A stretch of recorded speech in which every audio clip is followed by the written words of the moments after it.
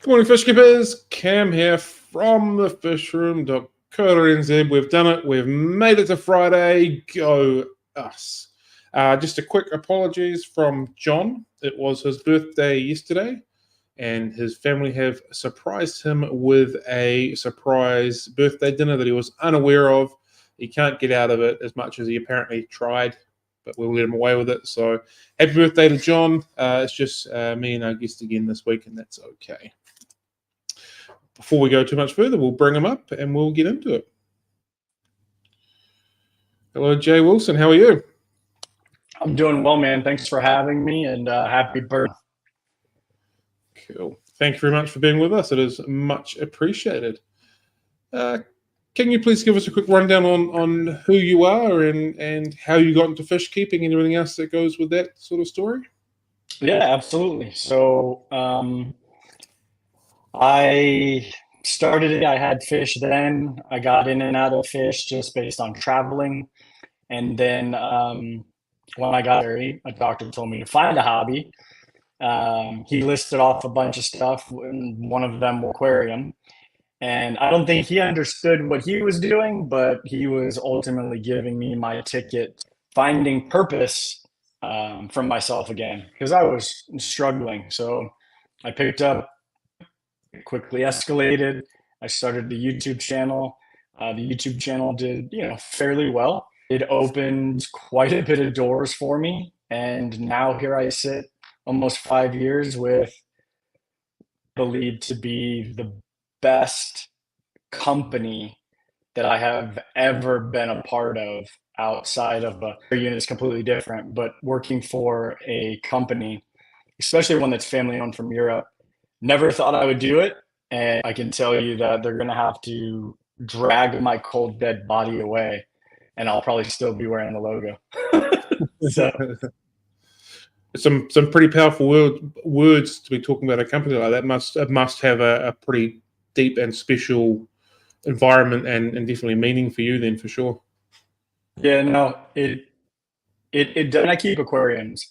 Most people that I guess I'm generalizing, so I shouldn't do that. But there's a lot of folks that work in aquatics industry that actually don't have aquariums. I mean, I think you might be able to see there's that's not fully set up there. So I have aquariums in my far garage.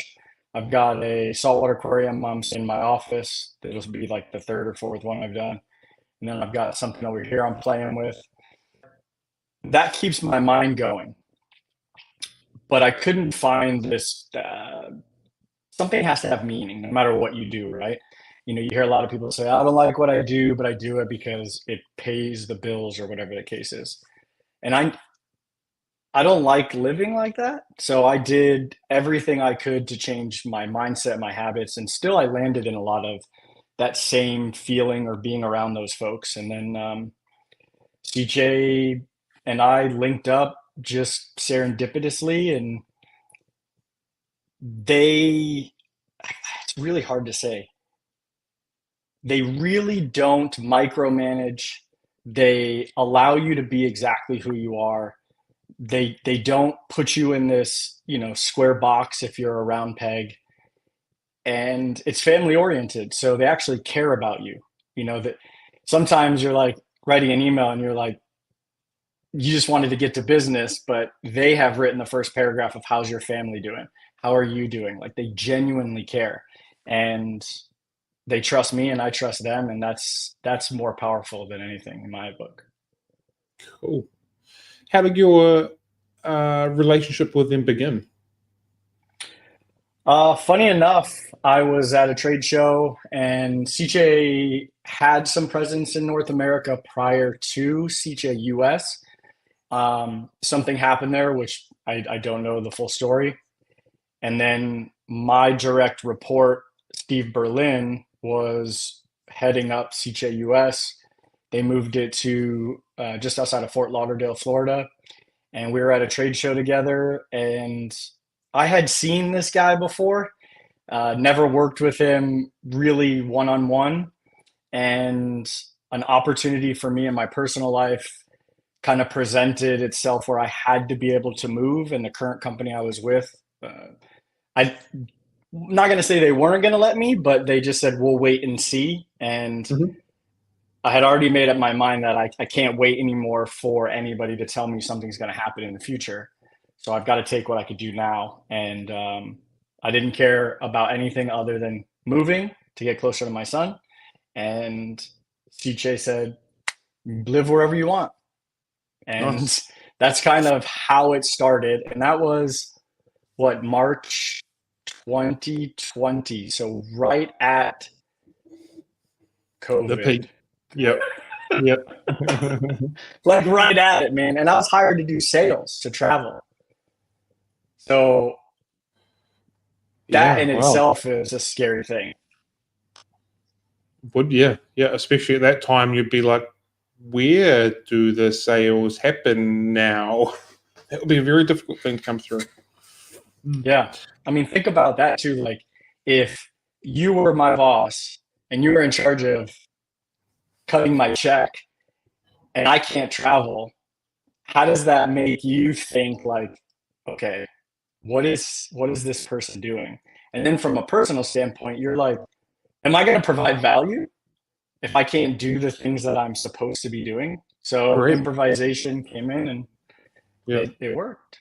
Yeah, and there would have to be a lot of very open early door trusts of we've made right decisions on both sides to we just have to ride this through and make this work and we'll get through the other end and hope for the best, I suppose, as well. That's scary for both parties. Yeah, I can imagine, very much so. We've had a couple of people already bring up that they used to see you in aquarium stores in Houston and meet you a few times back a few years back. So there's a few people that know who you are in the chat already, which is kind of cool. It's kind of cool. I hope I was a nice guy. Cool. No, it's always fun. Aquariums have, I don't know, man. It's sometimes it's happy, but it has delivered a purpose where I can provide the impact that I thought I can provide. I just didn't have the space anymore in terms of doing early on in my life to where I'm at now. And I can say I work because I truly love just about everything I do. Cool. It always blows my mind that it's like you're in whatever part of the world you're at, I am where I am, and there's people in the chat wherever they are, and like there's people that have physically met you and had conversations with you, and we're like it just incredible the pull that just a group of people that like keeping glass boxes full of water can have together from so far around the world. So yeah, I It think that's is pretty cool. absolutely right. Yeah. Can you describe your role, what you sort of do on a day basis, and how that works for you? So I do a little bit of sales. Most people usually think, "Hey, man, want to buy this product?" That's not just sales. There's a lot that go into it. But my role then morphed into kind of like a 50-50. I was media because CJ didn't have a presence at all on social media. I mean, they did, but it wasn't active. And I understand. It's a European company. European companies do things much differently, Mm. especially when they're filming and they're protecting who they are, where they came from, and where they want to go. Um, it just so happens that I did in whatever I'm going to do, and I would respect that. And so I had to prove that I could respect that. I do respect that. And so now my day to day, I work in the UK, being a liaison and ambassador, so to speak, of CCHE to uh, the UK. I did in Brazil doing the same thing, so working directly with our distributor there. And then the rest spent editing videos, creating content, working through all social media channels for CCHE as a globe. And then, of course, planning, strategizing those things for the future, product, because I keep aquariums myself, so I get to have an input, which is easy to think of. You're hired at sales, and here you are later, and they're asking your opinion on, it makes you feel really good. So I kind of dabble in that marketing, branding type role majority of my time. What are some of the missions and values that SICCE are all about that some people may not be aware of? Simply about the end user and brick and mortar store, which in today's world is very difficult because so much online, right? And most people don't realize this, but different countries, different regions on pricing and how things are operated on internally, externally, online, all that. But SICCE's main focus, I think, since the beginning, has been to create a quality, reliable product at an affordable price, and then back it with the best possible guarantee or warranty that they can, and then support the brick and mortar stores, major partners, and the end user throughout that journey. Cool. We've had a question off the floor. Sin Ginger would like to know what is your biggest tank at the moment, and she has also supplemented that. The next question is what's in it. So my biggest tank right now is a 180-gallon aquarium. It's freshwater, and it has a mix of Lake Tanganyika fish. So I have some Tropheus Morago Tanzania green. I've got some Dardeni in there. What else is in there? I have my catfish that I had since the beginning. They're the first fish I ever bought just prior to my YouTube channel. So when I got stable outside of the military, they were the first fish I had. They've moved so much, different states. They're still alive. I think they're a hybrid Pictus catfish, Synodontis and Pictus. Yeah, that's the largest, and that's what's in it. Cool. You're predominantly a saltwater keeper? Nah. No, freshwater. Yeah, I love freshwater. Actually, if you go back to, which I don't recommend, but if you watch my YouTube channel in the past, I always said, nah, never going to do a saltwater tank, never going to do it, have no interest in it. And I worked for companies that sold saltwater products. It never appealed to me. But now with these products and how they work, I want to make sure that I know the product better than just about anybody knows it. And in order to do that, I have to be able to run them on that specific aquarium. For some reason, I had in my mind for like ever that you were predominantly saltwater and just dabbled with freshwater, but it would appear that it's possibly the other way around. Yeah, I couldn't tell you coral. I mean, I could tell you some coral, but wow. I have no idea. Like, I know a generalization and all that, but my heart lies in freshwater and what surrounds freshwater. So I have vivariums, paludariums, I have turtles, axolotls, salamanders. The only thing I have alive right now that is saltwater is 2 clownfish and a cave basslet, because I'm setting up that new system. I have no idea why my mind was putting out that you were. Well, okay, anyway, here we are now. Cool. Yeah, here we are. Yeah, all right, awesome.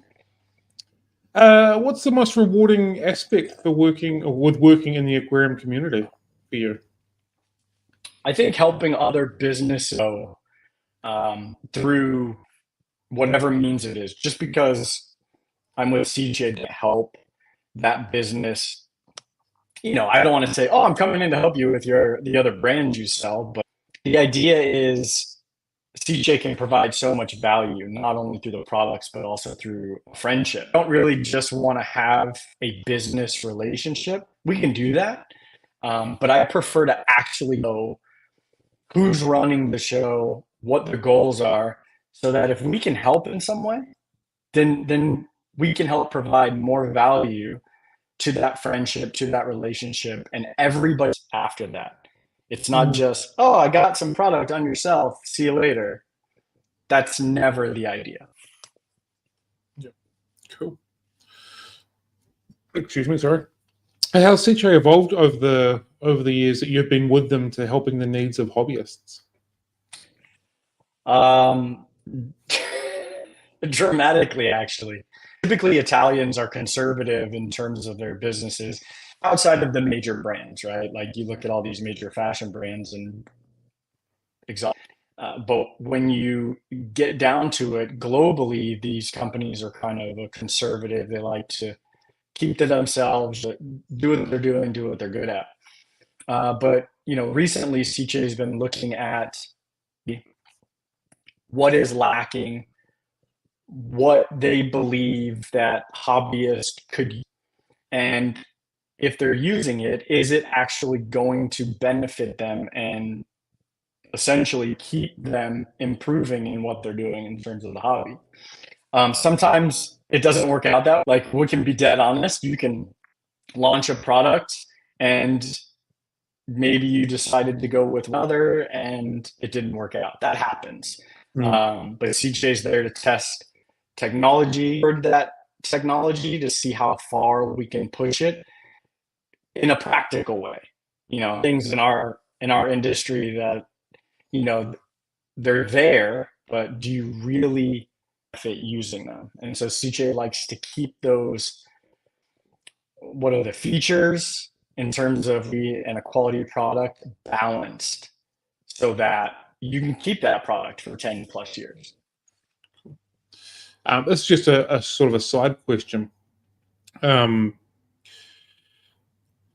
Marketing in the aquarium world can be a little bit of the Wild West sort of thing, and in particular, I'm talking about like pump flow rates and whatnot that are advertised on boxes, and everyone kind of talks about how they're done at optimum conditions with no media in the filters and all that sort of stuff. How does SICCE work with their testing for their products and their marketing or advertising on their boxes and all that sort of stuff? How does that work in trying to get the best for the consumer?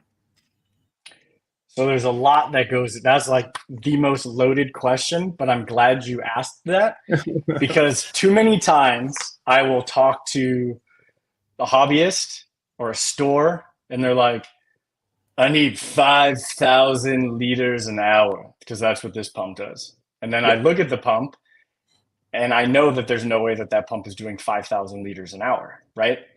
And so I always go back to, this isn't just in the aquarium industry, but probably across the board.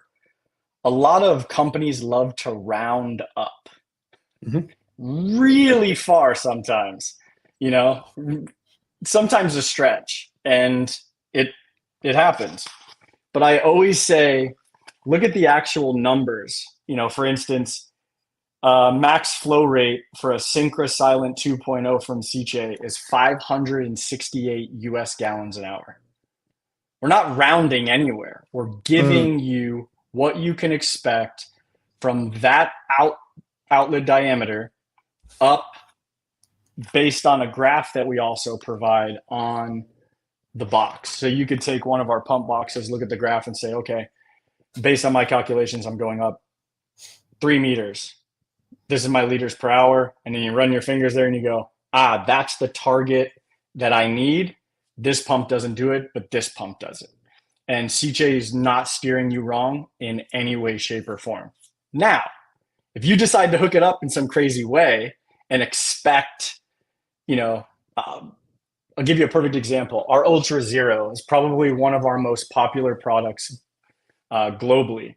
It's a drainage pump that entered the aquarium hobby some years ago to help do water changes, drain aquariums down to 2 millimeters. It's a brilliant product. You can hook a standard garden hose right up to it.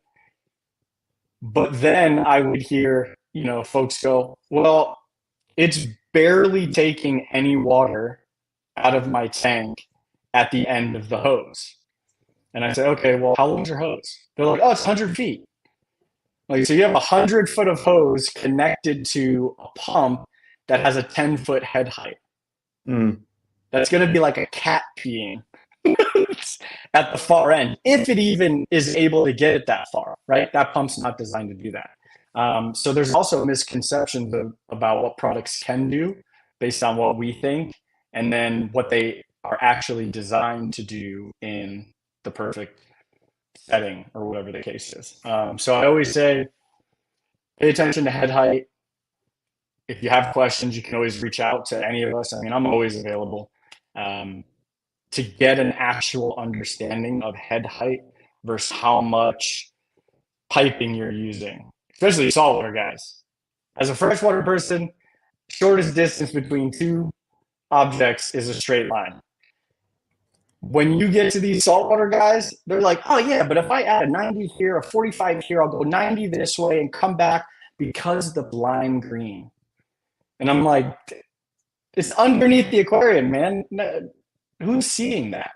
It's a vastly different aspect of, hey, this pump is, because you went from point A to point B in a straight line, or this pump isn't really doing much because you added 20 PVC to get to the same location, if that makes sense. Yeah, that makes total sense. How, as an industry, do we change or stop that excessive rounding for the consumers? So your brand and your company is doing it what would be considered or probably believed to be the correct way and putting it all as it should be. But for the companies that aren't, how do we as consumers, make that stop? How do you as an industry, set the standard to be better for consumers? So I'll answer the tail end of that question, and then I'll answer the front. Tail end of the question is, we continue to do what we're doing. There's a sort of idea to round, right? But what happens is, CJ, I know this because when I first started, I had all these questions. And they said, listen, if we rounded and you ended up doing a test, you're going to contact us and say, nope, it doesn't do that. Now, also understanding that what you're doing probably has a slight variance as well, right? You're not going to have it perfect either. So to have that conversation, CJ doesn't want to have that conversation because that's wasting your time. Nobody wants to waste, well, nobody should want to waste your time. Now, we continue to do what we're doing. That is, as a manufacturer, it's hard to pay attention to what other folks are doing, distraction, but also it could be a frustration as well, trying to go, well, folks would do this. It's not our place, to be honest with you. Our place is to continue to either set or continue to do what we're doing in the best possible ethical way. The front end of the question, you're never going to change with you. If I'm coming from the hobbyist standpoint,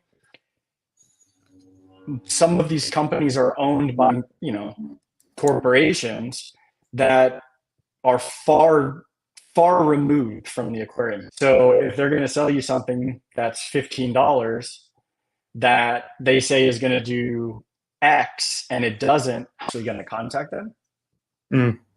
That's the crappy part. Now, I'm not saying there are folks that do that, but I know outside of the equipment,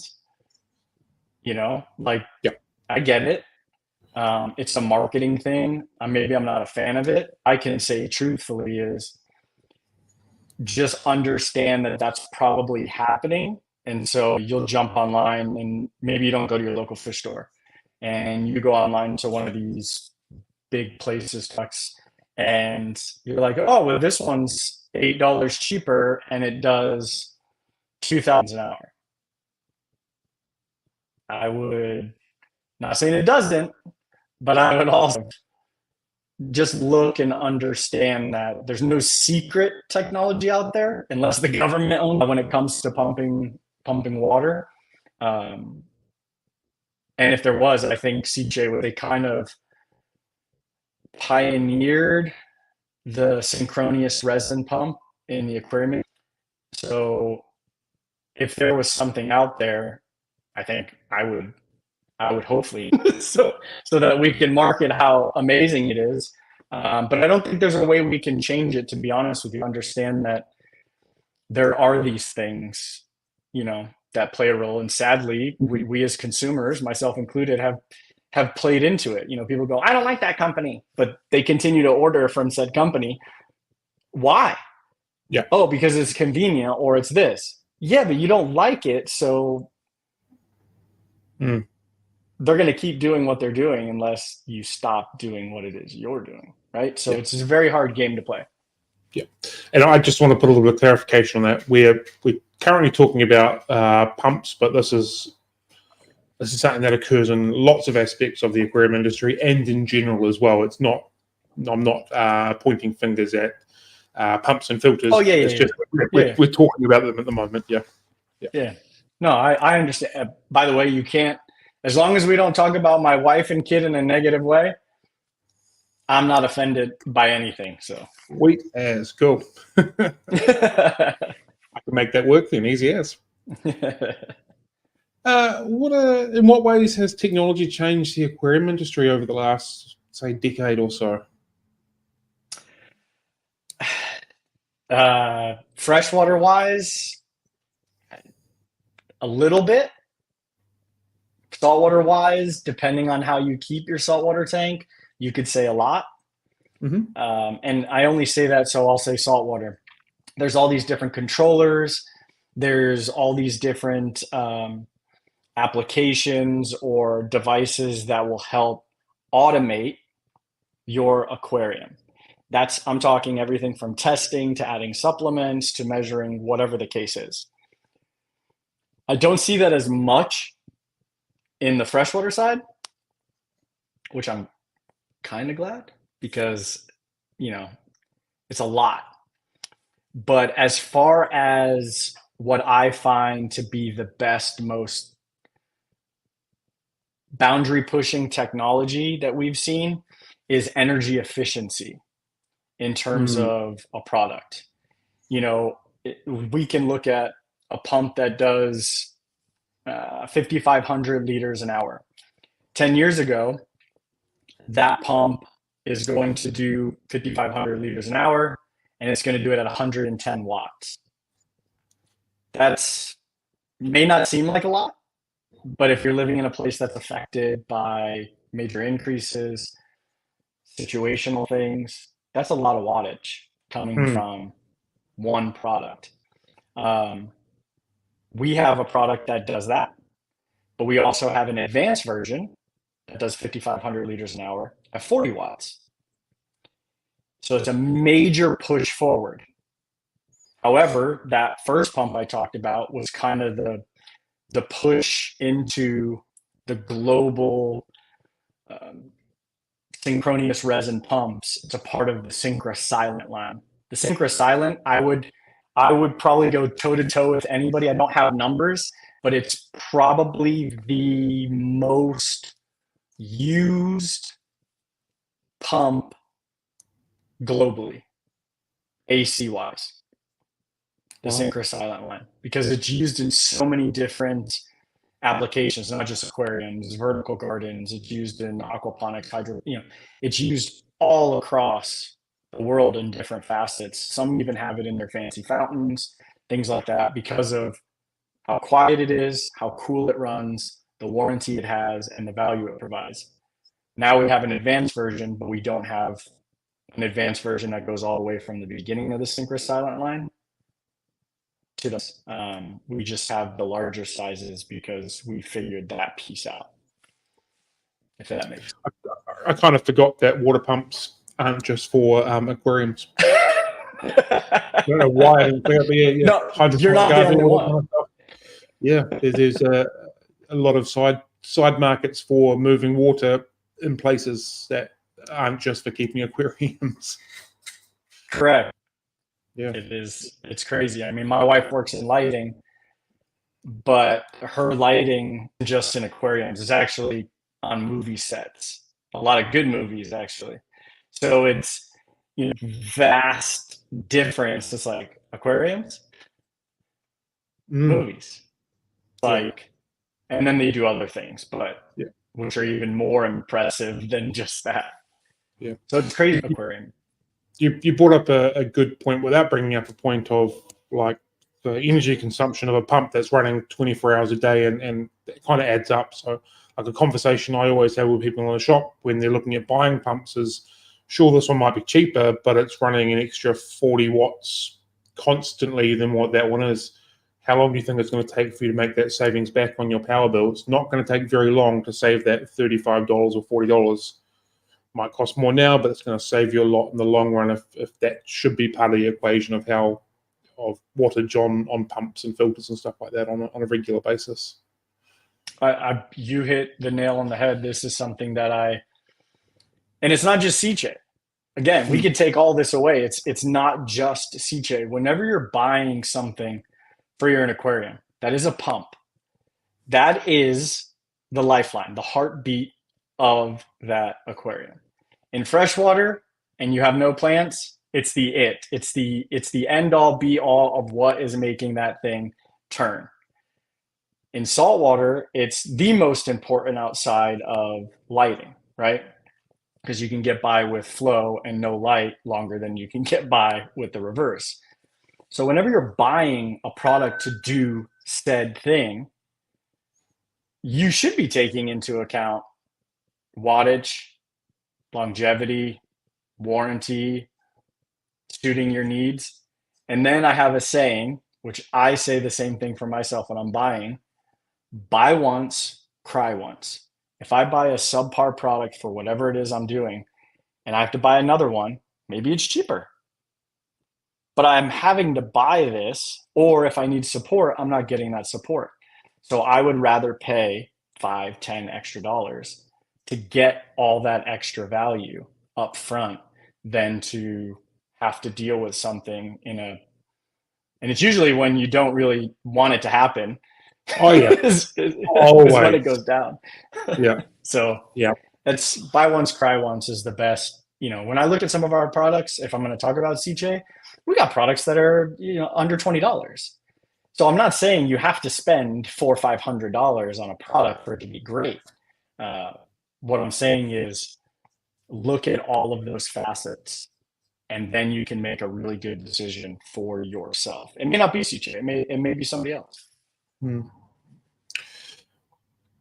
were saying before the technology in saltwater is significantly more advanced, basically, than freshwater. Why do you think freshwater aquarium keeping is so far behind the saltwater reef keeping when it comes to technology and technology requirements even? I'm going after my own people. Because we choose sponge filters over more technology. We spend less per aquarium than a saltwater keeper.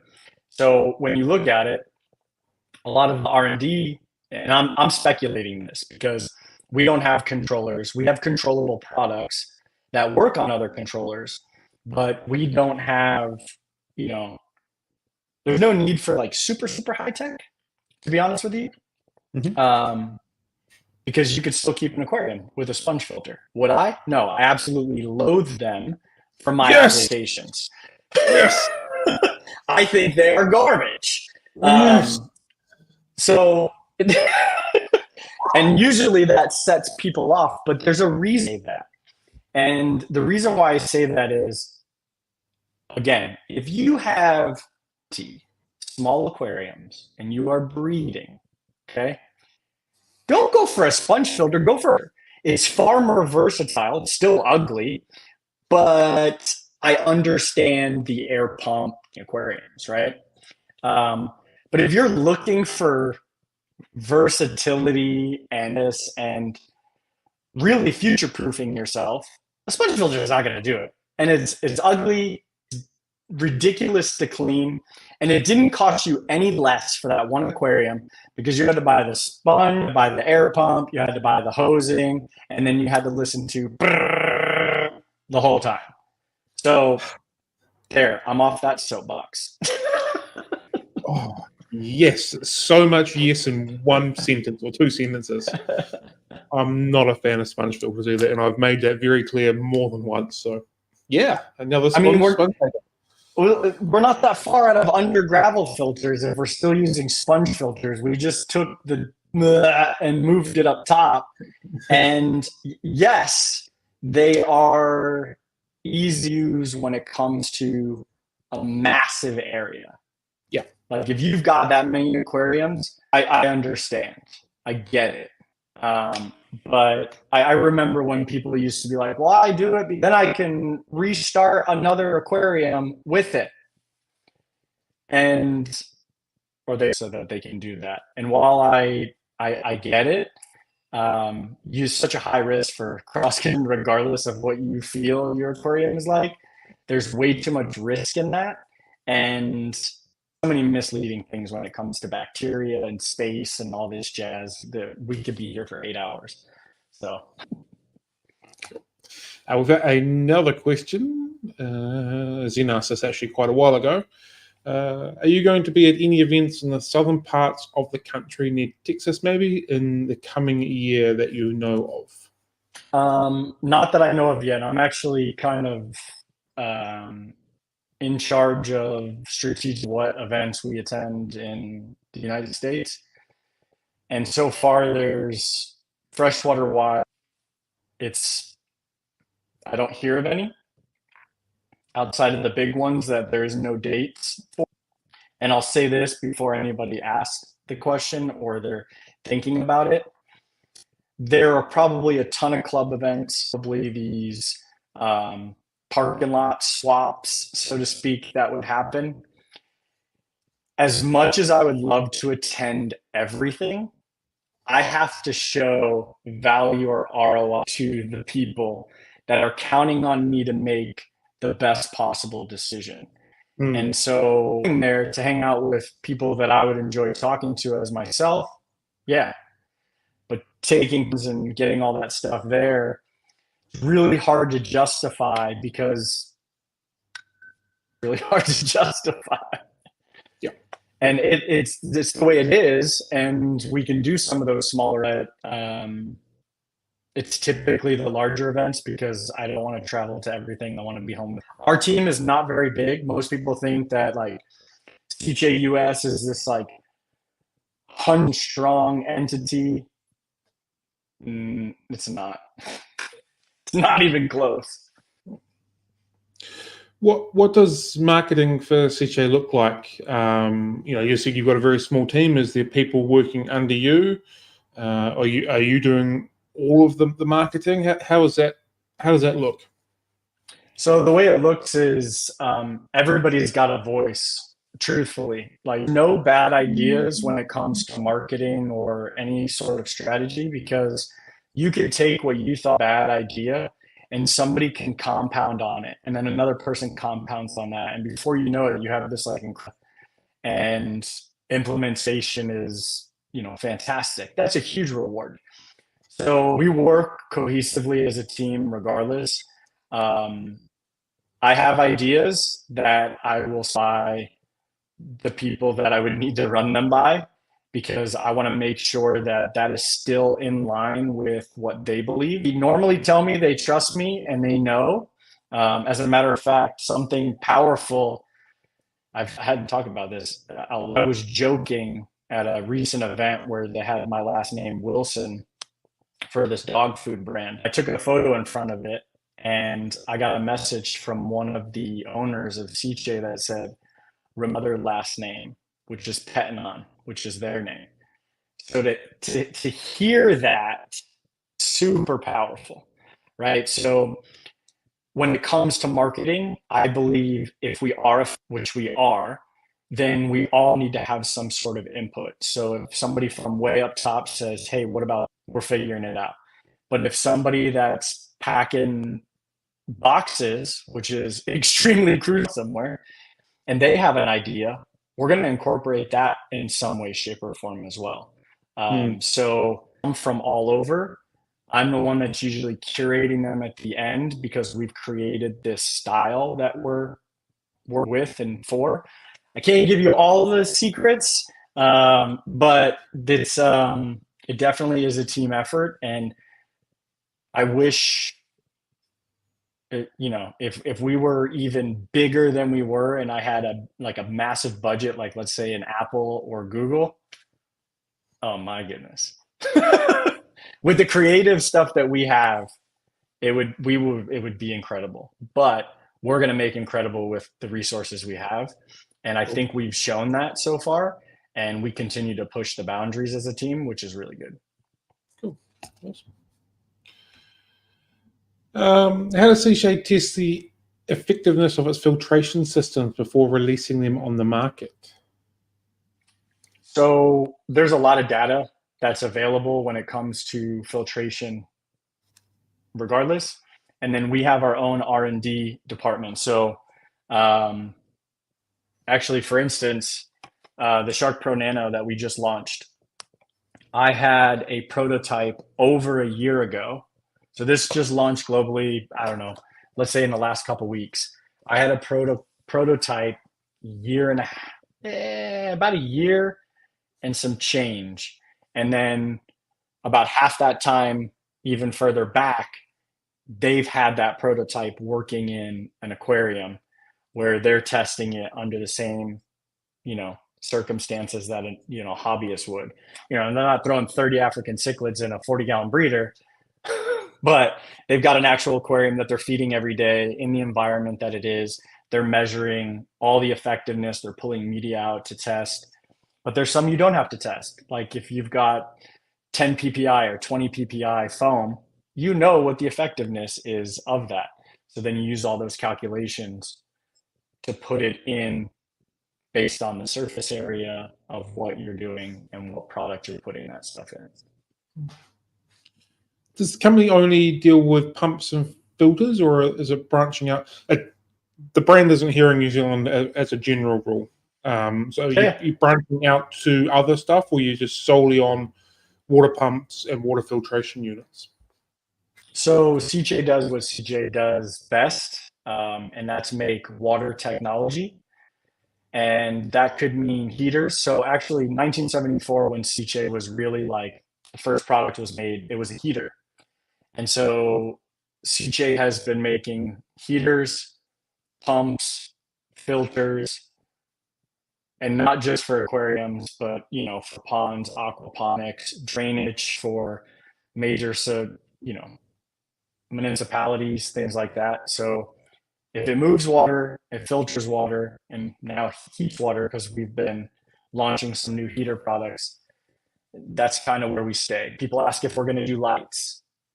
I can't say for the company that, yeah, we're going to do lights. I don't see it happening for reasons. But partnering with a light company 10 years from now, but I'm only speaking from what I believe. Yeah. The top could be doing something completely different. Yeah. Do you guys deal with filter media as well? We do. We do sell some, but we have a lot of great partners that we've had over the years. For instance, CChem is fantastic partner to SICCE.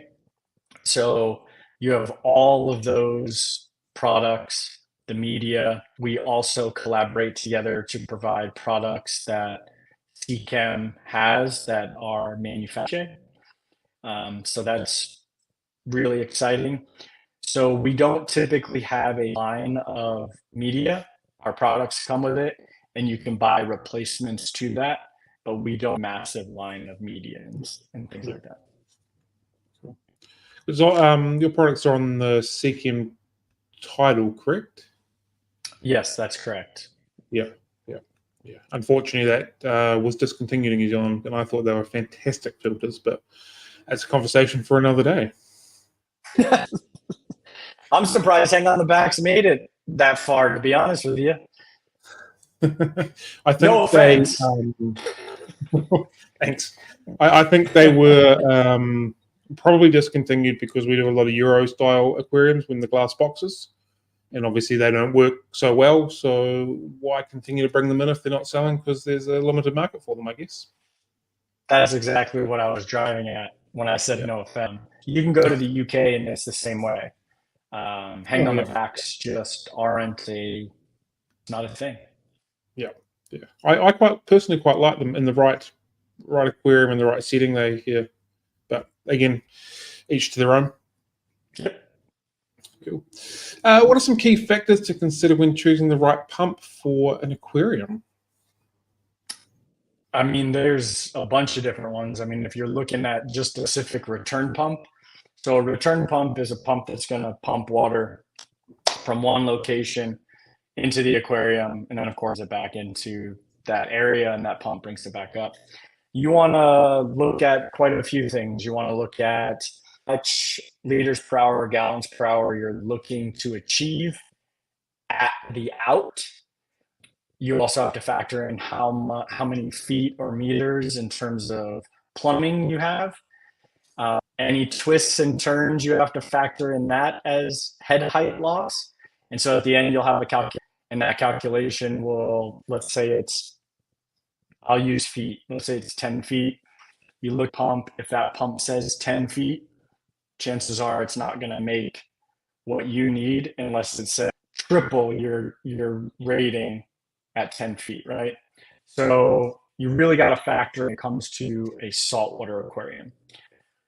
Whenever you're factoring in pumps internally into the aquarium, again, to each their own, it's up to you. There is a calculation for it.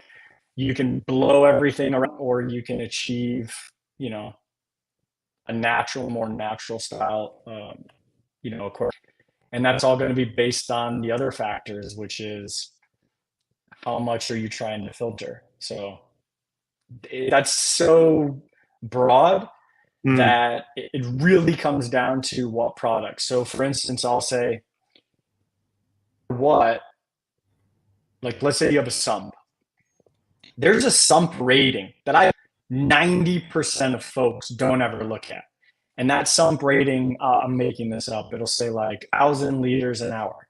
So anything over that, you're going to have potential issues in terms of in different baffles and all that. The other thing to consider is this whole 10 times. Whoever invented this 10 times turnover, I would like to say thank you. Where did you get that information? Because based on what you're trying to achieve, it's 4 to 6 times so bacteria can thrive and stabilize in the environments that each bacteria will thrive and stabilize in. Because there's kind of two general bacterias, autotrophic and heterotrophic. I'm a nerd, and I'm proud to be a nerd. So you have your autotrophic, which high oxygen, that kind of dark space. That's going to be the ones that are sucking down ammonia, converting it to nitrite, and then you need the bacteria to get rid of the waste, which is heterotrophs. And heterotrophs can be dry, encapsulated. They can blow in the freaking wind. They'll land in your aquarium. They're the ones that really are more of the workhorses. They're stronger. They're faster to repopulate as opposed to the autotrophs, which do play a major role. They're just more fragile. So if you're blowing water through, they're not going to be as strong. And, you make a mistake and you cleanse a lot of that stuff because you're trying to clean something up, there's a higher risk if you're running too much flow through that. So I know we want this massive jet stream coming into our aquarium for the most part, but that's not the best, to be honest with you. Cool. So a couple of things have come up for me during that. A conversation I have with people quite often is the difference between flow and turnover. What you've basically just described is digging into that a little bit more, as opposed to really turning over significantly, turning over at a slower, more normal, I'll use the word normal pace, and then you can push some flow via a wave maker or something like that to provide that extra movement. Correct. And that's something I think people don't consider. They go straight for, I need massive turnover, need as much as I can get my hands on it, and go from there, where you can get that flow additionally afterwards and still have the filtration doing its thing. Yeah. Cool. I just gave a speech like this in Brazil. It's identical to what you said. Yeah. And so the 4 to 6 times turnover is so that is the more magic number that people should be looking for, as opposed to the 10 for those filtration reasons. Correct. Now, your flow rate, whatever you want that to be inside the aquarium, that's up to you. Because you're going to be the one that's, you know, blowing your sand all over the place. The fish can't, they're smacked against the glass. That's up to you. But when you're looking at turnover, which is any of the water that is, I guess we'll use this for folks that maybe might have a tough time understanding, any of the water that's going through filtration system, whatever that may be, internally, externally, some canister, that should be 4 to 6 times your total water volume. Flow rate, it's up to you. I mean, you know, Congo River style plecos that you want to blast. Yeah, you can blast aquarium, but the rest of that water that's going through the filtration unit is not going through at, you know, 15 liters an hour. It shouldn't be, at least. Yeah, I absolutely love that you've just broken that down a little bit, because it's something that I sit on quite regularly when talking to people as well. So that's fantastic. The other thing that came up with me is you mentioned like freshwater, point A, point B, in, out, nice and easy. But when you get things like pipe bends, different diameters of pipes and all that sort of stuff, how does that affect the turnover and the pump? Is there calculations to try and work that out? Say if you're wanting to set up a rack with 4 aquariums to get them more evenly flowing, how does all those numbers sort of make sense? So the best way to explain it is, if you have a 1-inch outlet on that pump, or that filtration that has a pump built in, if you reduce it massively off the head, made that pump so inefficient, and the potential for back pressure is very high, which is going to cause a lot of vibrations. The pump works harder, and you're not going to achieve the numbers you're looking for. So the idea is, if you're looking for the most efficient, you want to run the same size that the manufacturer is providing from the head, which would be the, you know, the out of that pump. You want to provide that same diameter, or if they give you a step, nothing less than the step that they give you, as far as you can. I'm not saying you can't reduce it further away, but you want to do it as far away as possible, because anything that's done immediately to that pump causes so much inefficiency. So do not put a 90-degree or a T immediately off your pump. Anything that you ever read on that box or whatever you're trying to achieve will never be achieved, just because you just restricted it like crazy.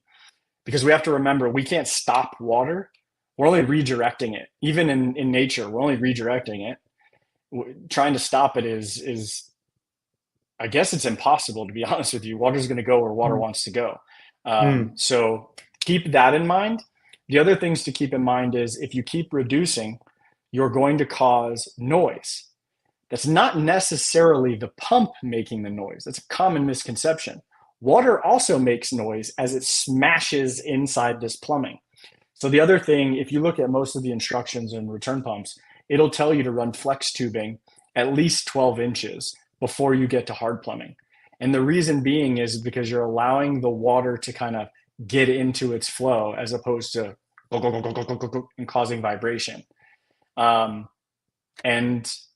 there could be vibration still coming from your aquarium, and it turns out it was coming from a little plastic clip that you added that is touching, you know, your cabinet, and you've got 4 different things that are creating power in your aquarium, and it's causing some vibration. So there's definitely ways to effectively use your pump. And if you want to be ineffective, restrict immediately.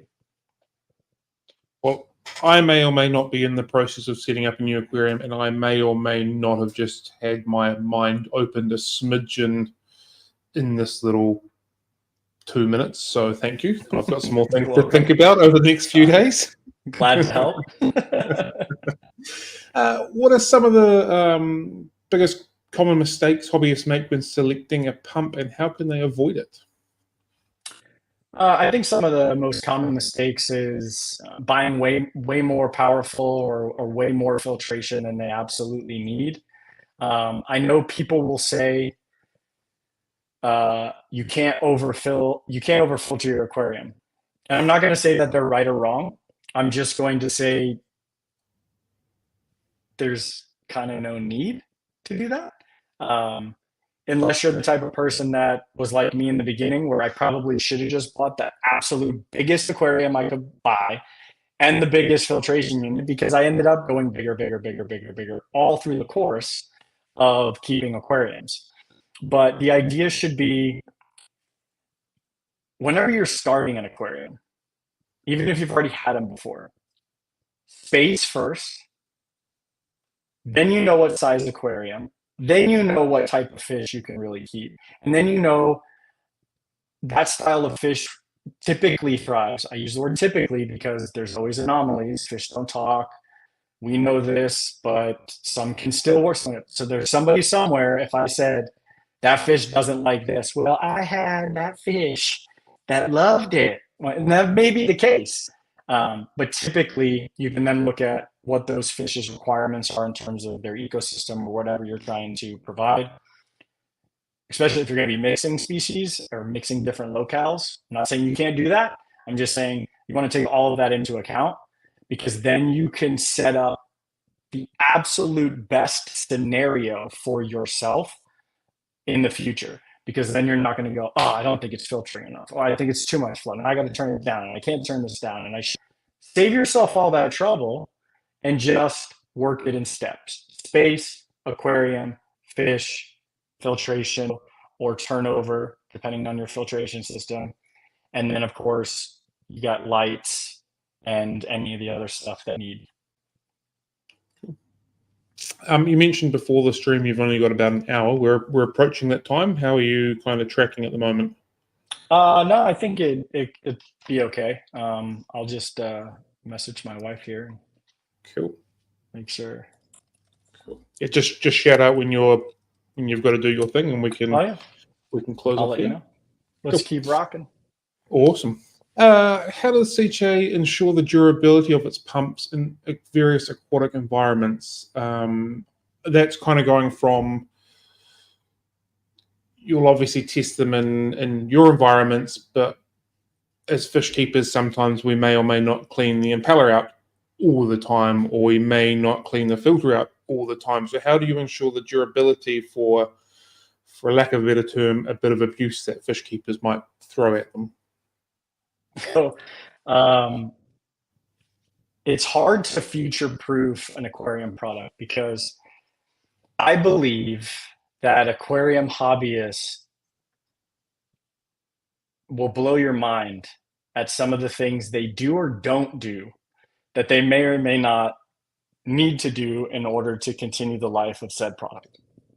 Excuse me. So I know SICCE will test a product, they'll bring it to market. And in the past, it was different, but now, I mean, even our $35 Shark Pro Nano has a 5-year warranty. Okay. So when we look at that, we know, okay, we've made this product. It's not outsourced. We're the ones that put it together. We're the ones that engineered it. We're the ones that say, this is exactly the way it will work. And then we put in, depending on the product, some fail safes just in case. So sometimes we'll have self-cleaning impellers, which just means that the impellers will rotate real quickly the other way when you start them back up, kind of get all the debris as much as it could down a channel and out. That doesn't mean that you don't ever have to clean it, because you should, if you want the product to continue to run efficiently. So folks will notice, if they're not cleaning the impeller, lack of flow or a reduction in flow from that pump. And that could be because there's a bunch of algae tied up on it, or there's a bunch of detritus that's caked on in there. So I recommend, when you have any product, I have canister filters. You can ask people very close to me. I have canister filters running in my fish room that have not been opened in 2 years. Okay. I'm not saying do that. I just so happen to work for a company where I can get the replacement parts or the things that I need rather quickly. I'm pushing these things to the absolute max so that if I get a customer or a store or customer service has a question because they're like, could this do this? I could say, no, unless it's an anomaly because we've put it to the test. I've frozen products in blocks of ice, left it all winter, thawed it out, plugged it back in to see what the capabilities of our products were. I do all this. You don't typically make videos. Matter of fact, I think one company made a video running our Syncra Silent over with a tractor. And the only thing that broke on it was the front like pre-filter guard, but he plugged it in the aquarium and it worked. So like, wow. Because we're making such a closely looked at product, there's all these different processes that you can see from various YouTube channels, even SICCE's behind the scenes. We're doing quality control all the way through. So at the end of the day, I can say confidently that if there's a problem, it's one-off. I can't say never because never is not a good word to use, but more than likely, I'm not going to see somebody that goes, I have this pump and I had 12 of them and all 12 are bad. I know right off the bat in my head, not all 12 are bad. Maybe one, maybe two. All 12? Absolutely not. And a perfect example of this was I was just in the UK. I was attending an event in the beginning. The distributor got a call from the store saying he had 3 pumps that did not work. And I didn't want to walk this guy through all the process on the phone, even though it takes about 30 seconds. I'm already here. It's not that far of a drive. Let's go check him out. Yep. When I got there, guess how many of those 3 pumps worked? All 3. And so he then was like, well, I feel like crap. And I said, no, I don't want you to feel that way. Most would do the same exact thing as you did. Doesn't work. Contact the company, doesn't work. And in 30 seconds, it's like, oh. So then he sees me later. It's like 10 days later, I'm at another event. And he owns the store event. And he says, I'm so sorry that you had to come to my shop and show me that all worked. And I said, no, it's actually good for me because then I can see in which manner somebody said this pump didn't work. And I'm not saying SICCE is perfect, beyond perfect. That's not even in this. But what I'm saying is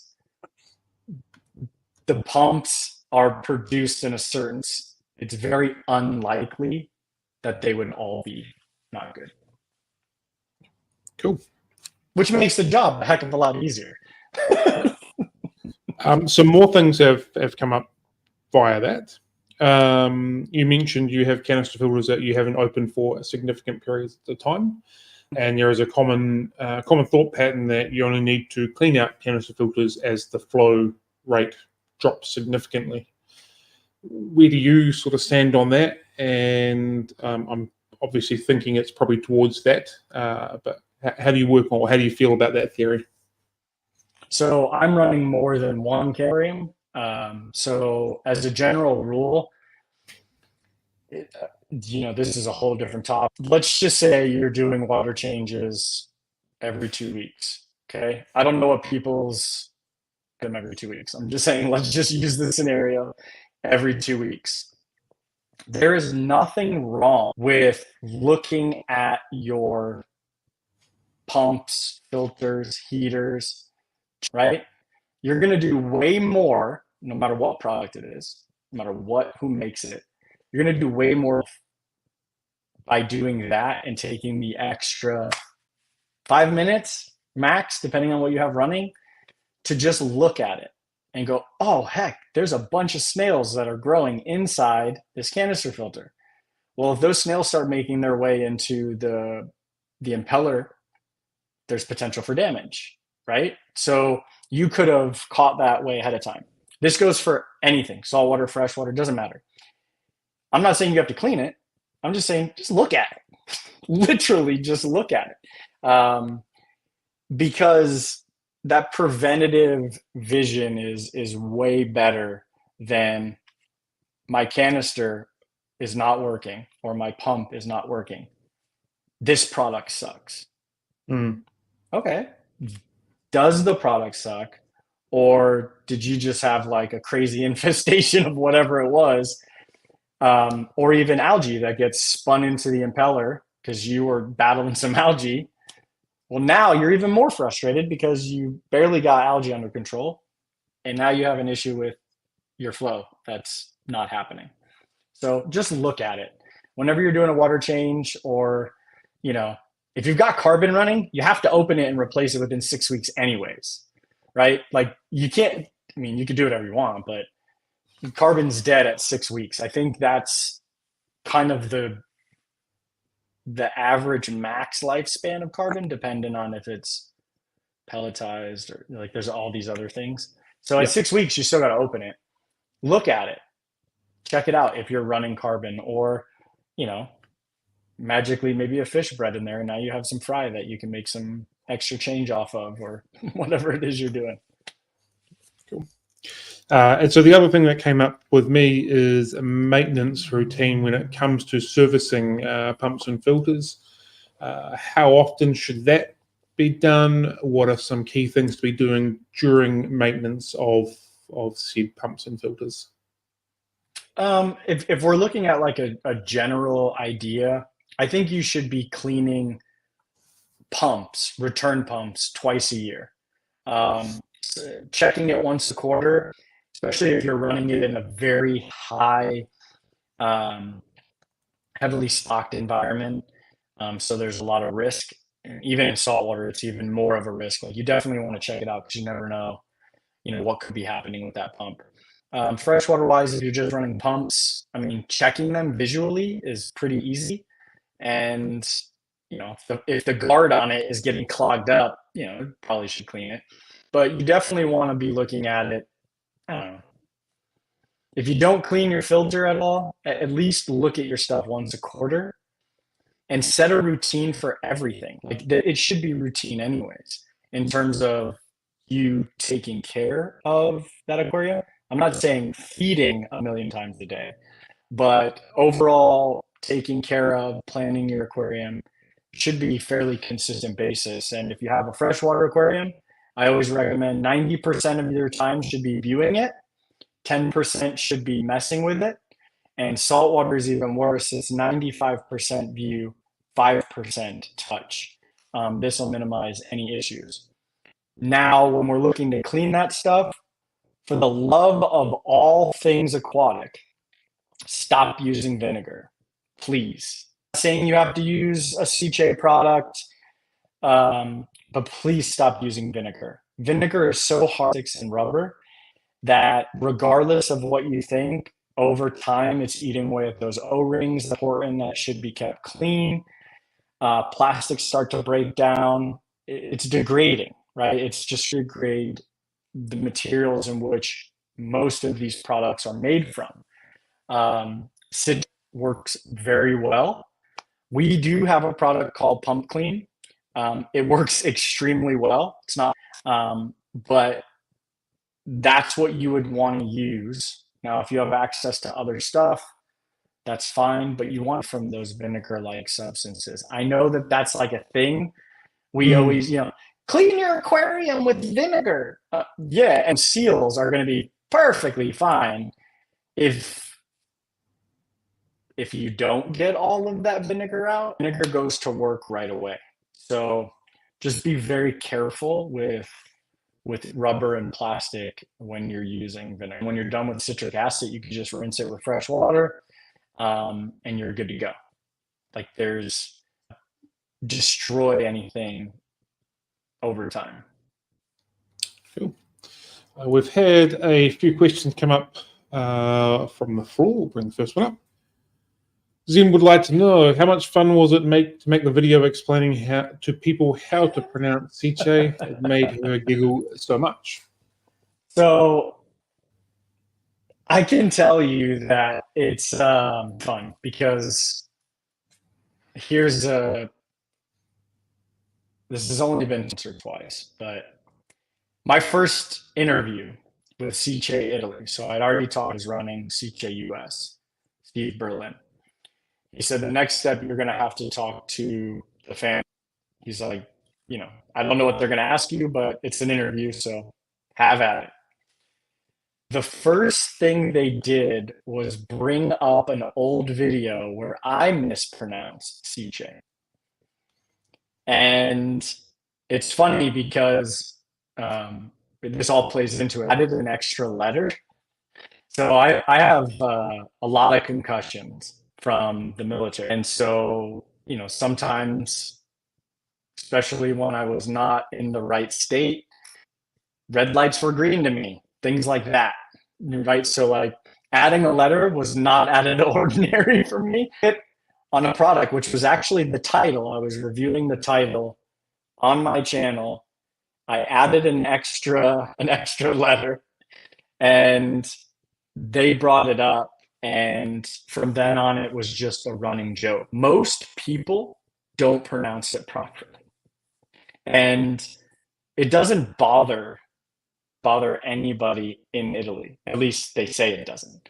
But I have heard some crazy things, and I just got to it's our 50th anniversary. Why don't we do something where we get people to pronounce CJ, but then we actually have people pronounce it right at the end. And if anybody's seen the video at the end, it literally says, no matter what way you pronounce it, just look for the whale and 5-year guarantee. So it was really just playing light. It was definitely a more fun video to make than most. Cool. Next question we have.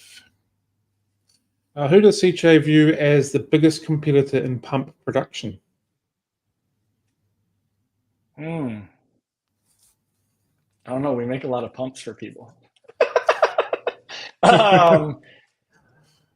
I guess it would depend on exactly what we're talking about, because the Synchro Silent would probably be the most utilized return pump globally. Saltwater wise, it is kind of really hard. And I'm not just saying that because we've made products for a lot of folks. Competition wise, it's not competition, but I will say that manufacturing out of Asia is a different category all in itself, right? Not saying it's bad. There are probably some really good products that come out of there, but there's a completely different process in which they're made, right? It's a mass production, fast, get it out, it's all good. So we're a manufacturer that's quite different. And I think if I'm looking at competition, I think it's more so that style of a mass production company, because SICCE's always been made where SICCE is at. It hasn't said we're Italian made and then went to Antarctica and had somebody in Antarctica start manufacturing that product for a few years and then go, we got to bring it back to Italy. That didn't happen. That's never happened. As a matter of fact, when there was the Asia boom, I'm sure SICCE struggled. I'm sure it was very difficult. But I think where they remained potent was their OEM business, the ability to make quality products for other brands that didn't want to go to a mass production environment. So I think mass production is the biggest competitor. And to be honest with you, I'll never ever say it out loud. It's in my brain, but you'd be surprised at where a lot of the products that you use are made. And I'll just leave it at that. Aquatic Moose has said that Antarctica is known for their quality manufacturing. Yes, they are. I used them because I knew that we had no risk. Another question we have from the floor is, why might some pumps or filters say fresh water and fresh and salt? What's the difference, if there is any? Marketing. That's it. I mean, to be honest with you, I'm sure you can look at it. There's a saltwater tax, so to speak. when you look at some of these products that are marketed solely into saltwater. Because what I can tell you is a canister filter will work in freshwater as much as it will work in saltwater. Now, the only different quality of product, potentially, how they coat their magnets could be different. I don't know. Most of our magnets, the ones outside of the aquarium, are also submersible, and all of our cross collaborative to fresh or salt. Does not matter which one it is. So never kind of got behind this. Oh, the Synchros Island 2.0 for saltwater is here. Island 2.0 for freshwater is here. It's the same pump. The only difference would be a pond one, because you want to fountain attachments, potential for sponges up front. Really, that's the only difference. I mean, all of our, I'll use the same one. Like, this could be used in saltwater. We don't say it on the box because chances are most folks are not going to use this for saltwater. But this product could be used the same way as it would be in freshwater. If you got a quarantine tank, something like that, works identically. It may clog faster in saltwater just based on the water being chemically different. Cool. Awesome. Thank you. What are some top tips you have for maintaining crystal clear aquarium water? Whether this be your own personal theory or how SICCE kind of advise people to align a filter to get the best clarity out of their filters? So I recommend, and this would not be on my YouTube channel in the past because I didn't know better. But with the SICCE product, let's say you're using a canister filter, just box or watch somebody that set it up properly and do that. It's when we start getting easy and we're adding all this extra stuff because we think that we're going to achieve more. There's a lot of stuff that plays into clarity for me. I love a natural, but if people go back and watch my YouTube channel, you can look from the side of my aquarium and it looked like the fish were suspended in air. And that was because I was using a lot of like fine filtration. So these products like Purigen from SICCE. I would use panty, like stockings over the, which is, don't do this, but over the intake, which you could probably add a sponge. But again, it's going to be all the food that attaches to it. But I think if you have the appropriately stocked aquarium, you in a lot of trouble. You do not feed like instructions tell you to feed. You have the proper filtration for that said aquarium. There's no reason it shouldn't be crystal clear. Now, there are variables. You want to leave your light on for 12 hours and then turn the stupid blue light for yours, does nothing for them, just only for you, and it will incite violence start.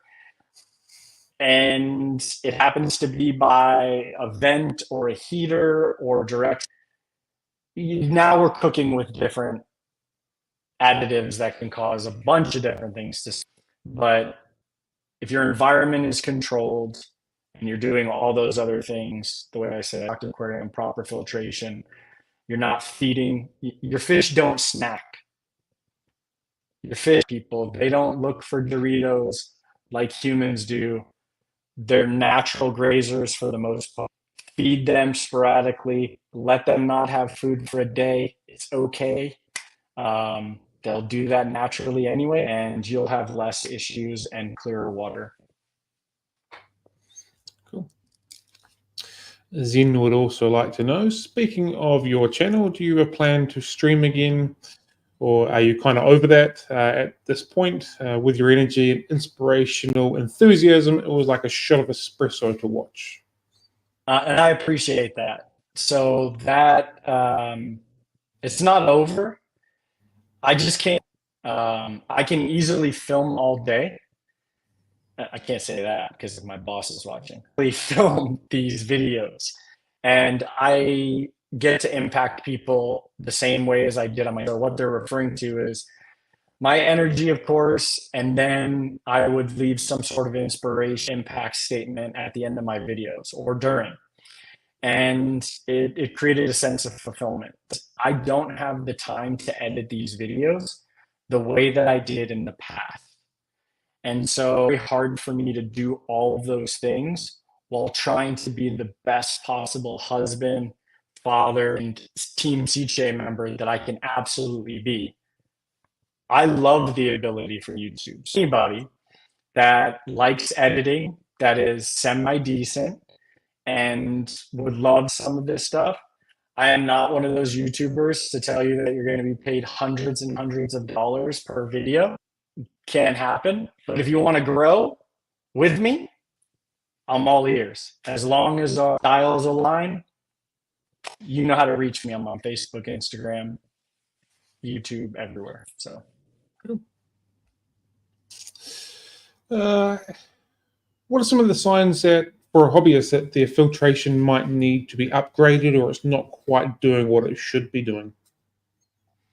If it starts making some noise, again, a lot of this be, oh, they needed to clean it. So it's really hard. If it starts leaking from the seal, doesn't mean that your canister filter or it's leaking from a seam. Yeah, you got to get a new one.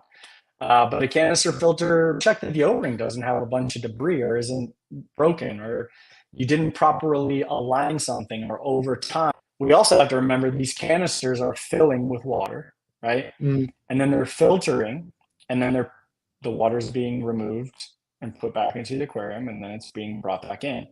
So at some point, talked about this earlier, water can't be stopped. It has to go somewhere. So if all of those baskets that you have are clogged and the baskets are going nowhere else, water is going to slowly move from there and probably cause a lot of pressure on those seals. So really, it's just about checking your stuff. But if your aquarium's leaking on a trim piece or an edge or a sump is leaking, make sure that it's not a splash or a drip, and then make a decision fast. But a canister, put it inside like a Tupperware, make sure it's cleaned.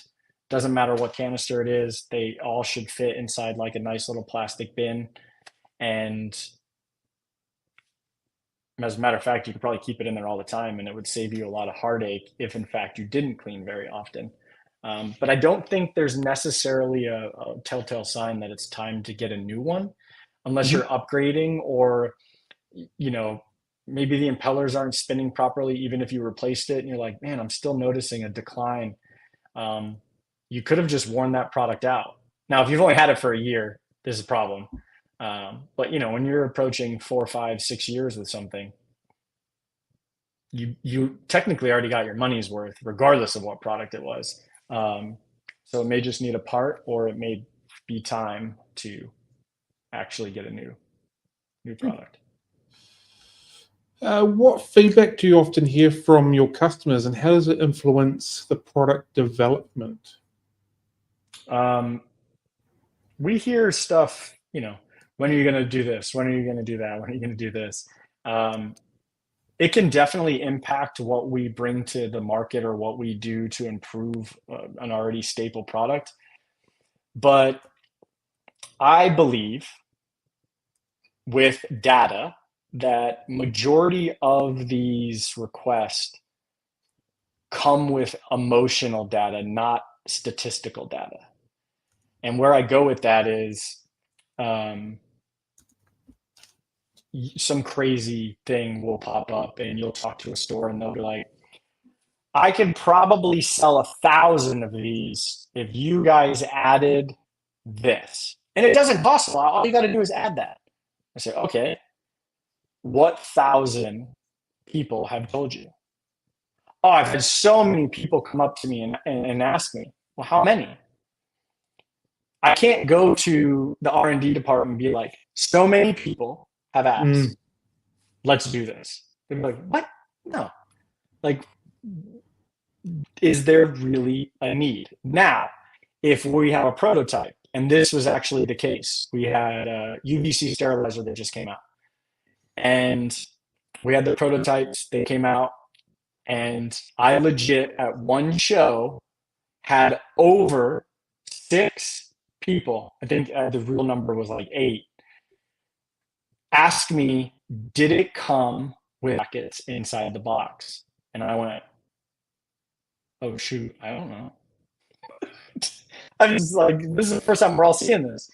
Long story short, that wasn't the only time we heard it. And because the product wasn't already being manufactured in full state, we had the ability to go, because we've already been asked this many times before the product has come out. We have the data X. Let's add the screws and the 2 extra brackets and the attachment. Now I've said, well, how come you didn't add hose to the box as well? How much hose? If we add a foot for 2 feet, if we add 3 feet, they'll ask for 4 feet. So the hose becomes a bigger issue because length, usage doesn't make sense. But clips, mounts, and the attachments that are going to go on there all make sense. You shouldn't have to buy those things separately. We're telling you the product can do this. Cool. How does SICCE engage with the aquarium community and support the needs of hobbyists?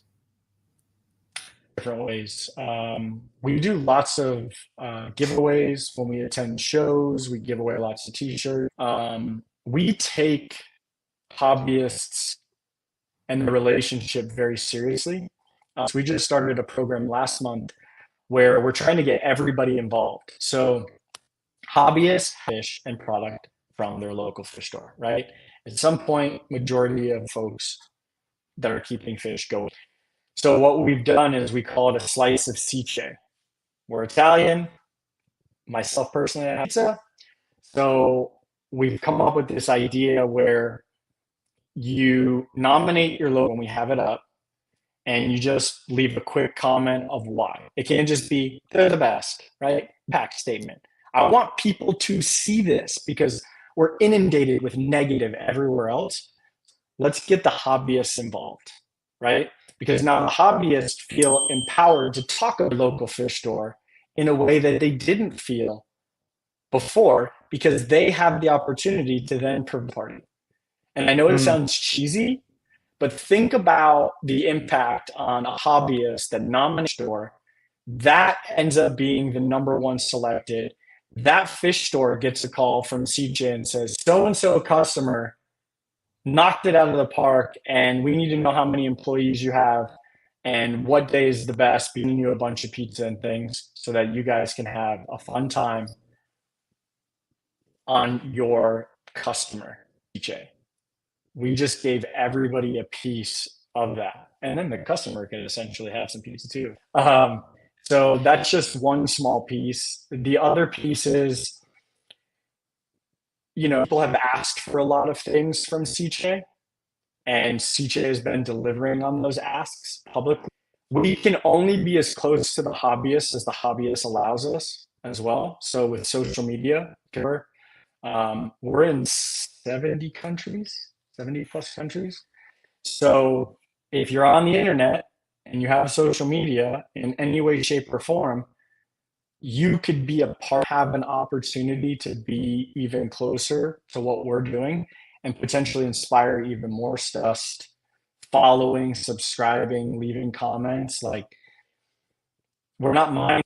we can't read the mind of folks. I mean, just the other day, we made a decision to proactively make a post regarding the massive storm that hit Florida. And we've done this in the past where we've always been reactive, where we say, stores, maintenance folks, hobbyists, what you need, tell us, and we'll figure it out. But this time we said, we've done all that. How do we become better in helping our community? And so this is why I love what I do. I can immediately talk to my boss, and we immediately go to writing something up that really embodies what SICCE is all about. And then how do we get it to everybody? we can't send it to everybody because we don't know everybody, but we can put it out there in hopes that folks know somebody that can share it. And then through that, if somebody's store is flooded, we can provide them something to drain that out. You know, it's not going to cost them anything. What it does is it shows camaraderie, and we need that a lot. And SICCE is all about that. And it doesn't have to be something like that to cause us to do that. It could be something like Slice of SICCE. It could be a giveaway. It could just be, hey, Jay, saw you at the show and I'm walking to my car. Got a t-shirt? That's easy. Like this is the way we are. We're not unapproachable. And it's only going to get better with folks like the hobbyist, myself, you, just always sharing that positive interaction. I love that it was about basically changing the narrative and making it more positive, because I think, rightly or wrongly, the hobby can be a very negative and toxic place, because a lot of it is opinion based. Works for me, it should work for you, sort of thing. And the positive of what we all enjoy, which is keeping glass boxes full of water with fish swimming around in it, is often lost on it. And whether it's ego or whether it's something else, I'm not sure. But for it to be hopefully attempted to change it just to a positive experience, an uplifting experience, is a massive thing to not only get more people in the industry, get more people in the hobby, but to keep people in the hobby for a longer period of time. I mean, you're absolutely right. I'm all about positive. I understand things aren't perfect. I understand that everybody's got something going on. I know that probably much more than people would think. But when I look at this approach to a hobby, it's a revolving door. People are going to come and go, right? And it's very emotional because it's a passion, right? And we're investing in our passion. And maybe we don't have the money that we wish we had. And we're focusing in it on certain other things. And everybody wants a voice. Sometimes I don't think that that's the best because the intent may have been there, but the delivery was heinous. But then I look at other things, like being able to change your perspective on something, even if you don't agree with it. Just because I don't make it not factual, right? Just because I don't like something doesn't mean that it doesn't have its. And I'll say this publicly. I'm not a huge fan of keeping glowfish, right?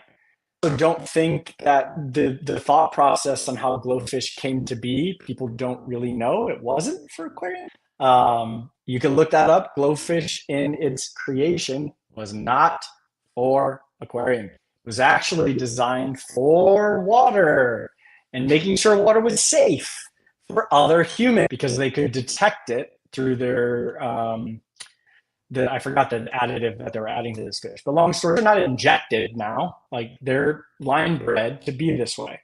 You can't think about all those. There's somebody injecting them with all that. That would no. Now I'm not saying there's not bad stuff that happens outside of that. I'm not one that's going to go, hey, glowfish. But what I will say is, glowfish are active for children. And if you want whatever it is you're doing to grow, there has to be some sort of interest from a younger generation. And as much as against, I always joke around like you're against glowfish because it's bad, but you'll go and short on some sushi, right? Like where are we at in our ethical? Forget all of that. Those glowfish are providing an entry for children, or even people that are like, man, Oscars they're scary to me, which it is what it is. But those glowfish, that's different, right? And now that I know that and I visually see that, I can appreciate glowfishes in our hobby. I'm not talking about all the other stuff. I can appreciate where it's at because that's where kids are. What I don't really appreciate is like, remember when betas were like bucks? Now they're like $45, $50. Like, how did that happen? Conversation, different story. But betas became popular with all these different line bred, more, koi and placat and all this crazy stuff. I love all of this. I believe a lot of it has its place. And just because we don't like it doesn't mean that it doesn't serve good for what we're trying to do collectively. I feel like I was subtly attacked. Replace the word glowfish with OB peacocks, and I think there might have been a few little subtle jabs at me. No, I love OB peacocks. Actually, one of my favorite fish I have painted, but there's also all of that as well, like hybridization, right? Dude, I'm all in tune with this, and I love all of it. That's why I love every aspect of what it is. Even like a huge fan of it. Yeah, it's just been my little backhanded cause recently to target OB. So let's see how we go. There is reasons behind it, and yeah. Anyway, I don't like the names they give them. If we're on that page, like stop. You don't like names? The names that they give some of these fish, like super ultra, Phoenix Sunshine. Stop it. Just stop it. It looks like one over there. We've had a comment from the floor.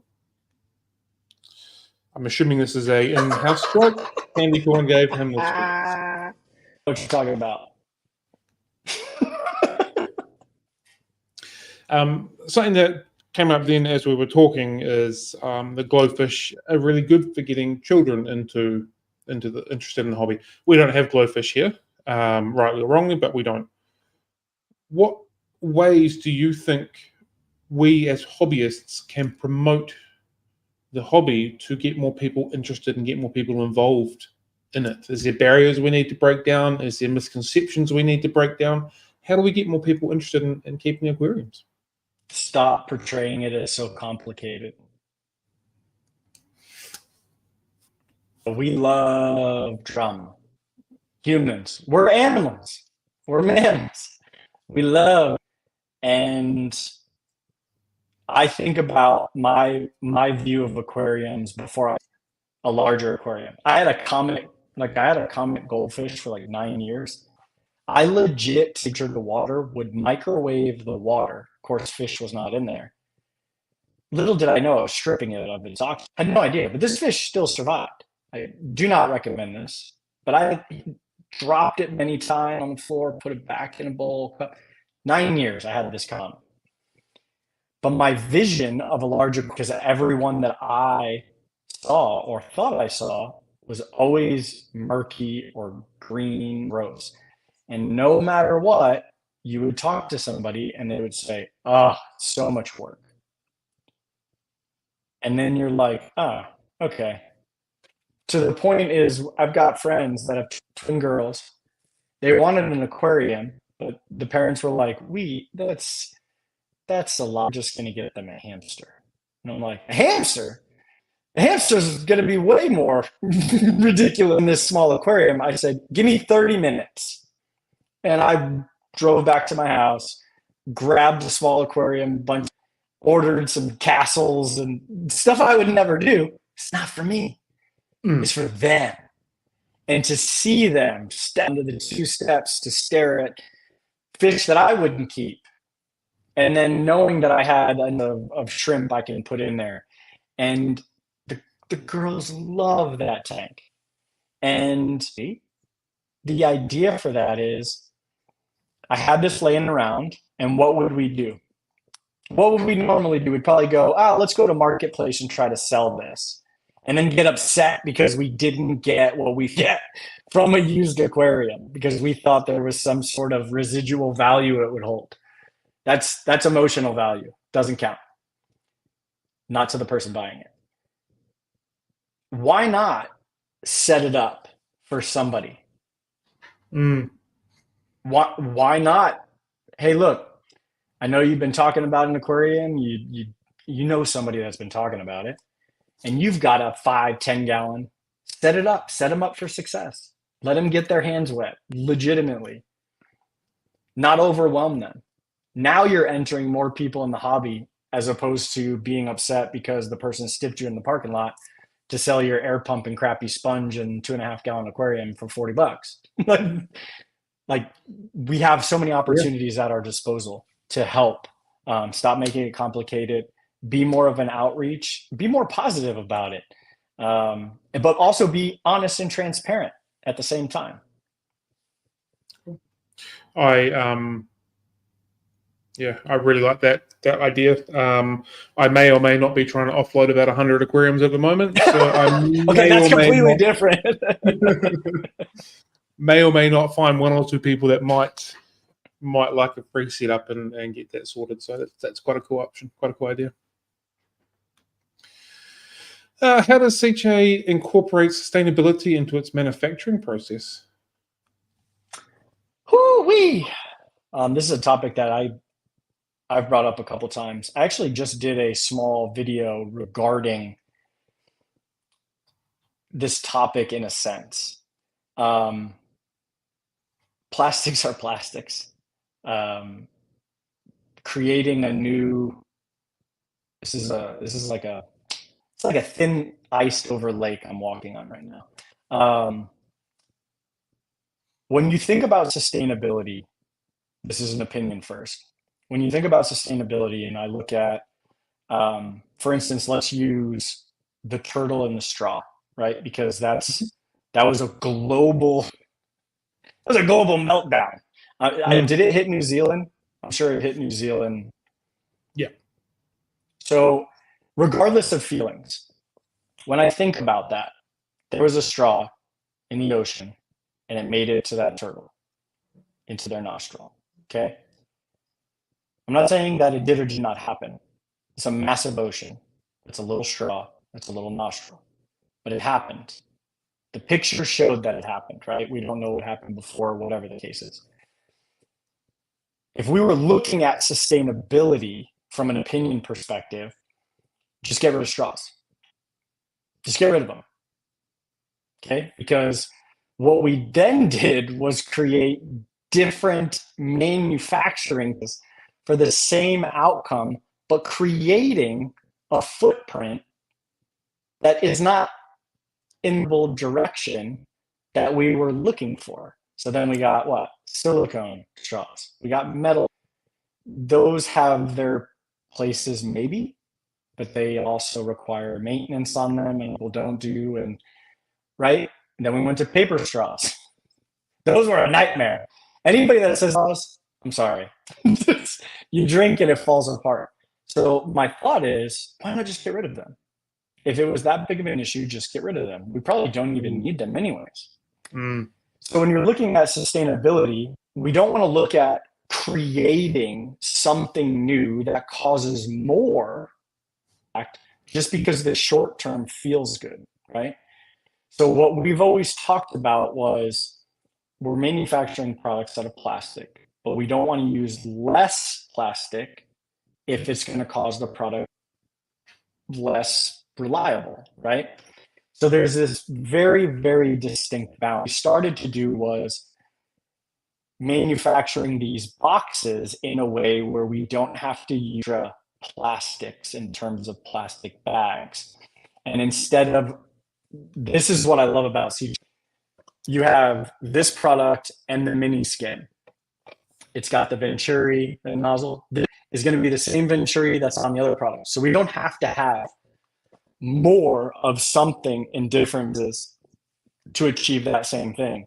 We're manufacturing in the sense of, okay, this will work on this, this, this, and this. So we don't have to make another mold. We don't need more raw material. This, we don't need that.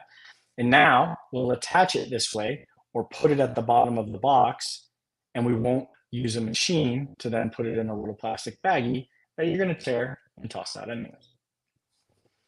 If you open our shark skimmer box, actually, I have one here. This is how you could tell I do videos and stuff. So when you open the box is actually designed to hold the product in properly. So we don't have plastics holding anything in. Ooh, there you go. Cool. So when I picked up that box, you didn't hear that. I pick up the box, everything is secured. There's even cleaning brush, so you don't have to go out and buy another one. It's already included.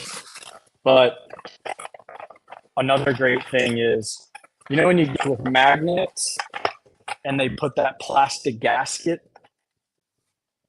we're now using cardboard from the rest of the boxes.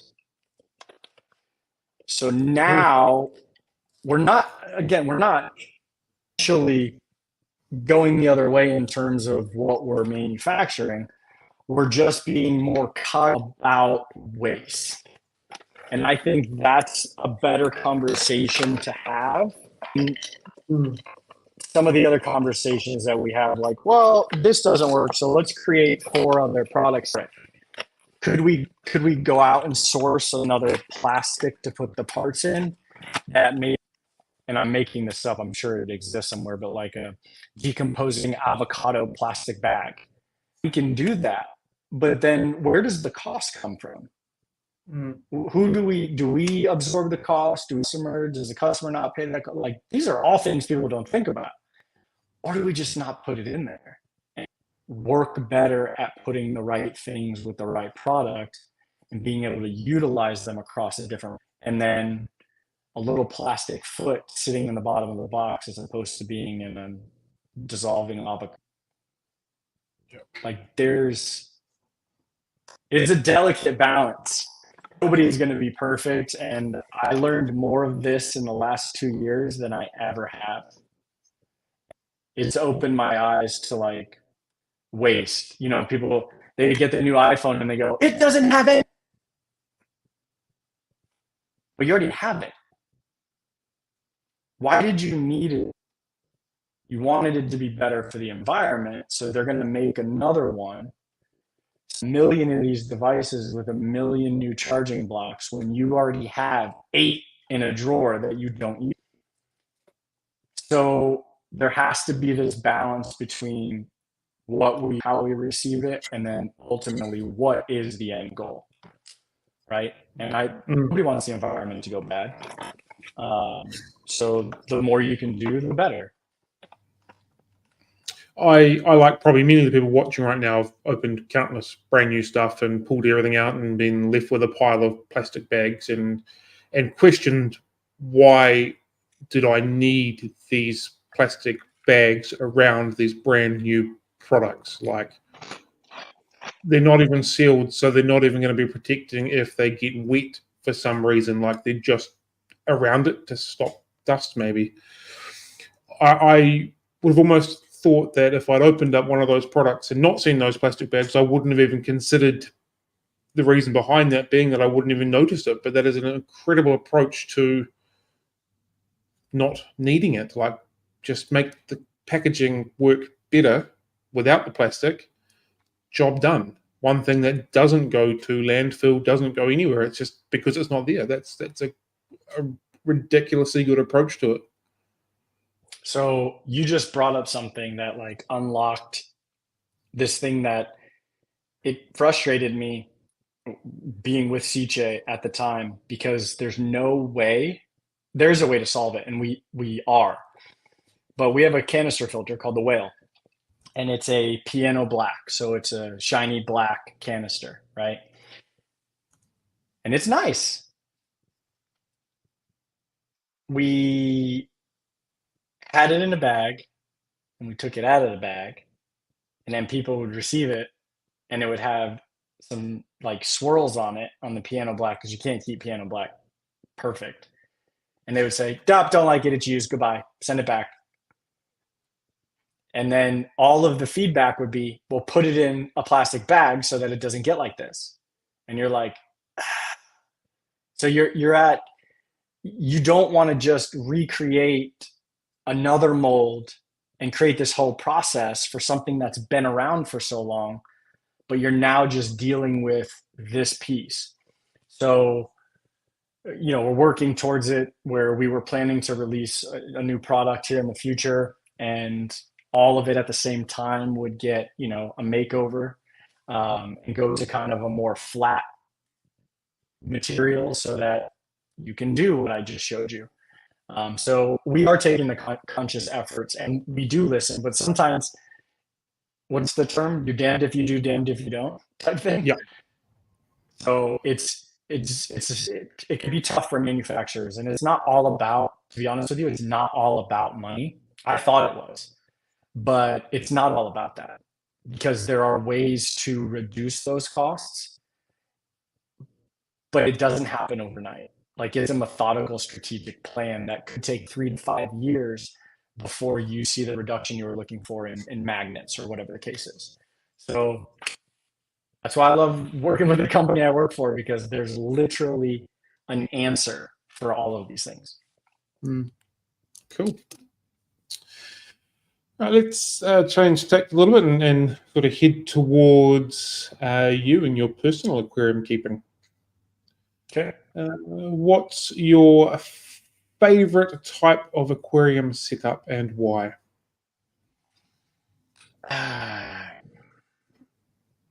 I've kind of gotten to this point where I like to create. I'm going to use the word biotope, but I don't think we understand truly what it is. A biotope is an actual representation and replication of that environment using the same products, so wood, stone, sand, that you would find in that environment. I like to create a faux biotope because I don't think I need to go out and source all of these things. So I try to replicate it as possible. But there's nothing, to me, more relaxing and beautiful than seeing even just a single species aquarium move in the way they would in the wild, or that you had visioned in your head. To the point where you can even take, the bottom, middle, and top swimmers in some lake or a river area where you have wood and open water swimmers, and to see them all interact and defend territory, like, there is nothing better, in my personal opinion, than viewing that. But I've also seen some crazy kaleidoscope aquariums where there's like one thing for in there. I see a pleco, I see a discus, I see an angelfish, I see, a clown loach, and it doesn't make any sense. And there's a single neon tetra that, you're like, how is any of this? But it did. And that person is happy and they love their, but I like what I like. I think we had a guest really, really early on of doing this podcast live stream thing, and they basically coined the term for like a biotope that's not as like a natural aquarium. So you're replicating as much as you possibly can, but it doesn't necessarily mean that these wood, rocks, plants, whatever, all kind of from the same environment, but they could live in the same environment as a natural style aquarium. And because we're very limited here in New Zealand to have all the from this point, that's kind of where I'm at with them as well, like trying to mimic this most natural possible environment for them, but kind of do the best with the resources that you have on hand for it. You can go back to any one of my aquarium, the rock is fake, and you'd never know. Yeah. There's so much you can create. I guess where I'll, in my personal keeping of aquariums and my turtles and all that, is I look at whatever animal that I'm going to bring into my space has to eat the food that I have, the food source that I have for my other animals. Animal cannot do that, then as much as I want to keep that animal, I won't keep it. I don't want to create more work for myself and then, stress and anxiety trying to figure out all this stuff. If it ain't eating earthworms or pellets or wingless fruit flies, not exist. inside my fish room, or will exist. Fair enough. What would a dream aquarium design look like for you? I don't know. I've kind of everything I've envisioned so far that I've been able to create. If I had the space, which I did, but I went against Mint and was like, oh, I could do two of these here and one of these here, and just like going to a buffet where your eyes in your stomach. I thought my space was far bigger than it in reality it was, but I was working on building an 11 to 12 foot aquarium that was 4 foot tall, that I could have my terrapins swimming with a bunch of Lake Malawi cichlids at the bottom, just with, vines coming down and the rock work, just things looking like Malawi. Um, but I ran out of space. I do have an empty 180 that I'm waiting for some new products to launch from SICCE before I get it. But I won't be able to put my turtles in it, but I'm going to do my best to recreate the Lake Malawi that I had in my head, because I do miss haps and peacocks. Cool. That's broke into really understanding aquariums, and then the YouTube channel was just like, and this is not as hard as the guy that sold me this one fish told me it was going to be. And so I went to this more like practical style keeping of fish with a realistic approach in terms of realism and understanding fundamentals, as opposed to this high level approach of like, oh no, you can't feed protein to any pseudotrophius. What? Who said that? Because in the wild they graze on snails and stuff off the rocks, so they are getting protein. But I believe back in the day when it first started, food was much different. So they were like, whoa, if we feed them this, they get bloated and get sick and die. So we're just going to stick to a veggie diet. But that was because we didn't have the processing that we have now, the foods that we can have a nice balance, etc., where you can feed them veggie 5 days a week and drop some krill in one day a week, and then let them not eat another day, and it'll be beautiful. So who has inspired you the most in your journey within keeping aquariums and within the aquarium industry? God.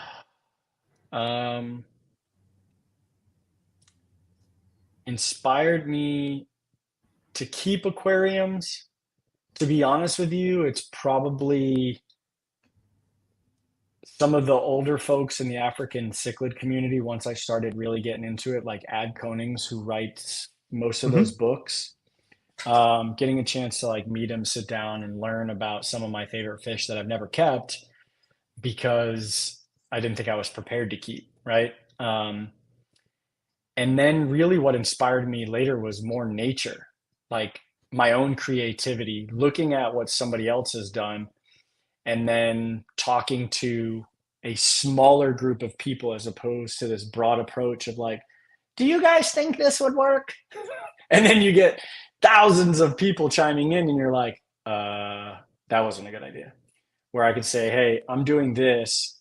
I have a reptile person where I reach out and say, does this reptile work? Based on everything I read, yes, but in captivity, you've done this. Will the fish wise, will this aquarium hold this engineered wise? Like, I have somebody that I will talk to that I trust, even if they're not a professional in it. I trust their recommendation. So I would say that it's more of like a team effort after nature, because I'll see an article somewhere and be like, God, that's beautiful. And then research the living crap out of it, and then go to the core group of people to see if it's possible to keep. But if I'm selecting people that inspire me to keep aquariums, I think it's just the hobby as itself. Like, there's so much diversity in people, backgrounds, cultures, you name it. And then in the ways they keep fish, and just the passion that I have. That I think inspires me the most, because it's like you said, it's a glass box, which I've got a unit that I tried to scoop up and Instagram and all this, and I called it glass box therapy, because ultimately therapy, it's scientifically proven to reduce heart rate, things like that. I'm not saying it's going to save your life, but it's got some benefits for your health. And if the approach for me has essentially at its core, aquariums have saved my life, because I was not suicidal, um, but I was severely depressed. I have, still have PTSD based on the definition of it. Um, but through having aquariums, I'm able to manage and be a far better person to myself first than, my family. And then my family comes into that. And then to be able to work in what I'm already passionate about with a company that's just as passionate doing the things, it's like having the perfect cake. Every layer is just right. And I'm very grateful, and I don't take it for granted. Cool. Fantastic. What do you think the future, where do you think the future of the aquarium industry is heading? I don't know. I think we're kind of at like this. In saltwater, it's kind of at a plateau with coral, because there's not as much diversity when it comes to coral as there is fish overall in freshwater. Diversity in fish in saltwater. So most people can't keep the size of an aquarium that they could keep to keep, just one saltwater fish. So I don't want to say we're at a plateau, but I think I can see us getting better at how we do things. And this happens all the time with aquariums. You'll see nano tanks, woo, and then you'll see, big tanks, woo. There's this African cichlids. No, it's planet tanks. No, it's shrimp. No, it's betas. We do this cycle, and there's no real specific, I don't know, strategy that it has, because it kind of just does one of these. But there's always some sort of trend. And as long as there's social media now infusing it, my hopes is, and I guess it's not even hope because it's happening, we just don't see it. We don't see everybody that keeps aquariums. For sure. Like, there's so many people that keep aquariums that we have no idea about. They don't even care about YouTube. They don't care about Facebook, Instagram. They just keep their fish. So to see more and more people keep aquariums is crazy. A statistic that I just saw like a few months ago in America, this just shows perspective. In America, there are 2 million people that keep horses. Okay. There are also 2 million people that keep saltwater aquariums. Wow. That's baffling. Now, I won't even get on freshwater because it's not fair. Freshwater is just so much bigger. But just looking at that perspective, there's always room to grow, but it's in the manner of which we grow. So saltwater will be its own course, because you want to talk about sustainability, aquaculturing, things like that. That's a topic for scientists. And to be honest with you, I don't think nobody has a solution. So I think everybody just has to understand that there has to be an agreement of what should and shouldn't be done, so to speak. But for freshwater, we've been around much longer. We've had a lot of these issues. Certain states in the US, you can keep certain things where you can't keep it in the state next to you. Places like New Zealand, you're restricted on a lot of stuff. So I think if we start becoming better at how we aquaculture these fish, we figure out how to run our businesses more properly as local fish store owners, and I think we have lots of room to grow from every aspect of it, to be honest with you. It's just, do we want to? If there's one piece of advice you could give to every hobbyist, what would it be? Just because thing doesn't mean it's attainable. You see a cool picture, somebody aquas the most magnificent scape that you've ever seen in your entire life. Second, think that, yeah, I can replicate that. And the reason why I say is 9 times out of 10, you're going to be let down. The amount of work that would either go into maintaining that look, knowing that it was only set up for X amount of time and then taken down anyways after a competition, it's yourself up for failure every single time, trying to achieve the same thing somebody else has. And that's life. The idea is whatever excites you, if you're doing it with the right intentions, set up an aquarium, who cares if it doesn't look like the person from YouTube? Who cares? If you, that's your piece of liquid art, right? That's what you created. Look at it from that perspective. And I think too many times we get caught up in like designing or creating to show it off. What the frick? Don't worry about that. Worry about you, because you're the one that's got to look at that. So if you're doing it, you enjoy it, then that's all that matters. But don't try to achieve something just because it has done it, because you don't know the amount of work or money that possibly went into that to run down that road ever.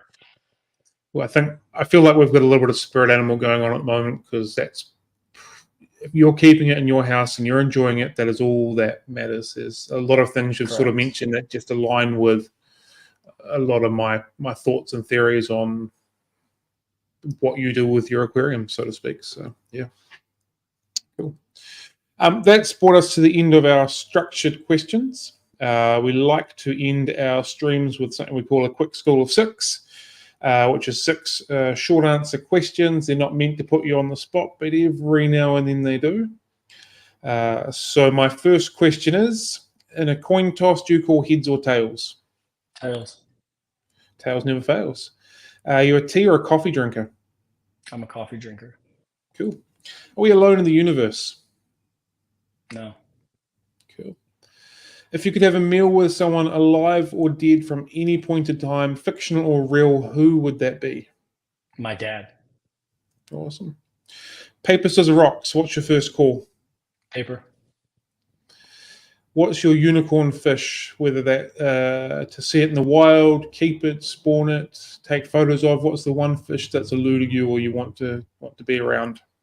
I want to see the blue whale in person, but to keep, probably the Petrochromis red.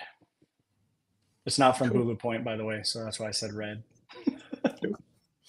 And my last question, which makes 7, not 6, is where can people find you?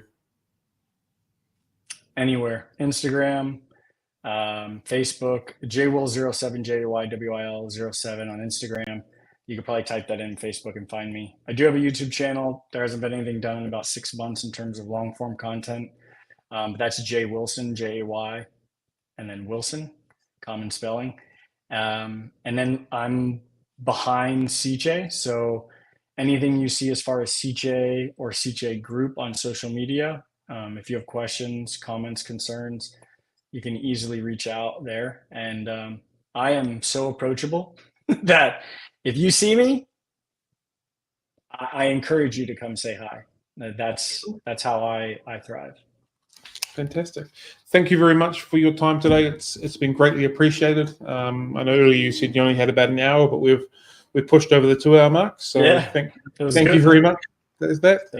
It's been fantastic. So thank you for being with us, and thank you everybody who has been watching as well. It's been a great day. I hope you enjoy your evening or afternoon or your morning, wherever it is that you happen to be. Have a good one, team. Happy fish keeping, and catch you later. Follow the whale. Have a good one.